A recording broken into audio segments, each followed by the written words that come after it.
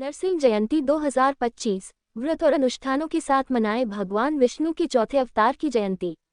नरसिंह जयंती 2025 10 मई को उपवास और विशेष प्रार्थना के साथ मनाई जाती है। ये त्योहार बुराई पर भक्ति की जीत को दर्शाता है और भक्तों को आध्यात्मिक लाभ प्रदान करता है। नरसिंह जयंती भगवान विष्णु के भयंकर अर्ध सिंह अवतार का प्रतीक है। ये त्योहार शनिवार 10 मई 2025 को विशिष्ट तिथि समय के साथ मनाया जाएगा। भक्त उपवास रखते हैं और शाम को सायंकाल पूजा करते हैं। नरसिंह जयंती, जिसे नरसिंह चतुर्दशी के नाम से भी जाना जाता है, एक अत्यंत महत्वपूर्ण हिंदू त्योहार है जो भगवान विष्णु के चौथे अवतार भगवान नरसिंह, आधे मनुष्य आधे सिंह रूप का उत्सव मनाता है। 2025 में नरसिंह जयंती शनिवार 10 मई को पड़ रही है, जो आध्यात्मिक रूप से शक्तिशाली दिन है जिसे उपवास, प्रार्थना और अनुष्ठानों के साथ मनाया जाता है। नरसिंह जयंती 2025 की तिथि और समय। मुख्य उत्सव तिथि शनिवार 10 मई 2025। चतुर्दशी तिथि आरंभ 1:59 अपराह्न 10 मई 2025। चतुर्दशी तिथि समाप्त 11 मई 2025 शाम 4:31 बजे। पारण उपवास तोड़ना शाम के 4:31 के बाद 11 मई। शुभ मुहूर्त समय शुभ समय। ये समय नरसिंह जयंती पूजा, प्रार्थना और व्रत का संकल्प लेने के लिए सबसे शुभ माना जाता है। नरसिंह जयंती का महत्व। नरसिंह जयंती भगवान नरसिंह के दिव्य स्वरूप की याद दिलाती है, जो अपने भक्त प्रहलाद की रक्षा करने और राक्षस राजा हिरण्यकश्यप का नाश करने के लिए एक खंभे से प्रकट हुए थे। यह अवतार अहंकार, अत्याचार और बुराई पर भक्ति की विजय का प्रतीक है। भगवान का रूप आंशिक रूप से मनुष्य, आंशिक रूप से सिंह, ये दर्शाता है कि दिव्य शक्ति मानव तर्क से परे है और धर्म की रक्षा के लिए अकल्पनीय तरीकों से प्रकट होती है। उपवास, व्रत, पूजा विधि। भगवान नरसिंह की मूर्ति या चित्र को जल, दूध और शहद से अभिषेक किया जाता है।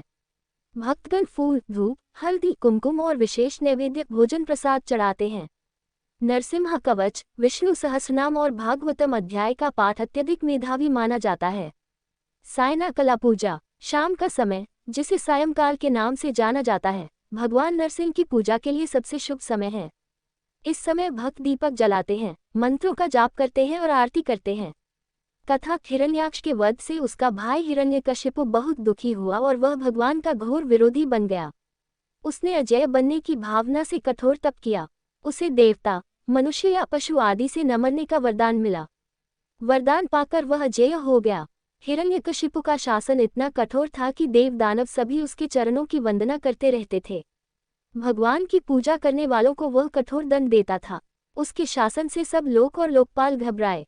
जब उन्हें और कोई सहारा न मिला तब वे भगवान की प्रार्थना करने लगे। देवताओं की स्तुति से प्रसन्न होकर नारायण ने हिरण्यकशिपु के वध का आश्वासन दिया। दैत्यराज का अत्याचार दिनों दिन बढ़ता ही गया, यहाँ तक कि वह अपने ही पुत्र प्रहलाद को भगवान का नाम लेने के कारण तरह तरह का कष्ट देने लगा। प्रहलाद बचपन से ही खेलकूद छोड़कर भगवान के ध्यान में तन्मय हो जाया करते थे। वह भगवान के परम प्रेमी भक्त थे। यही नहीं, वह तो समय समय पर असुर बालकों को भी धर्मपरायण होने का उपदेश देते रहते थे। असुर बालकों को उपदेश देने की बात सुनकर हिरण्यकशिपु बहुत क्रोधित हुआ। उसने प्रहलाद जी को दरबार में बुलाया। प्रहलाद जी बड़ी नम्रता से हाथ जोड़कर चुपचाप दैत्यराज के सामने खड़े हो गए। उन्हें देखकर दैत्यराज ने डांटते हुए कहा, मूर्ख, तू बड़ा उद्दंड हो गया है। तूने किसके बलबूते पर निडर की तरह मेरी आज्ञा के विरुद्ध काम किया है? इस पर प्रहलाद ने उत्तर दिया, पिताजी, ब्रह्मा से लेकर तिनके तक जब छोटे बड़े चर अचर जीवों को भगवान ने ही अपने वश में कर रखा है। वही परमेश्वर अपनी शक्तियों के द्वारा इस विश्व की रचना, रक्षा और संहार करते हैं। आप अपना यह असुर भाव छोड़ दीजिए, अपने मन को सबके प्रति उदार बनाएं। प्रहलाद की बात सुनकर हिरण्यकशिपु का शरीर क्रोध के मारे थर थर कांपने लगा। उसने प्रहलाद से कहा, रे मंदबुद्धि, तेरे बहकने की अब हद हो गई है। यदि तेरा भगवान हर जगह है तो बता इस खंभे में क्यों नहीं दिखता?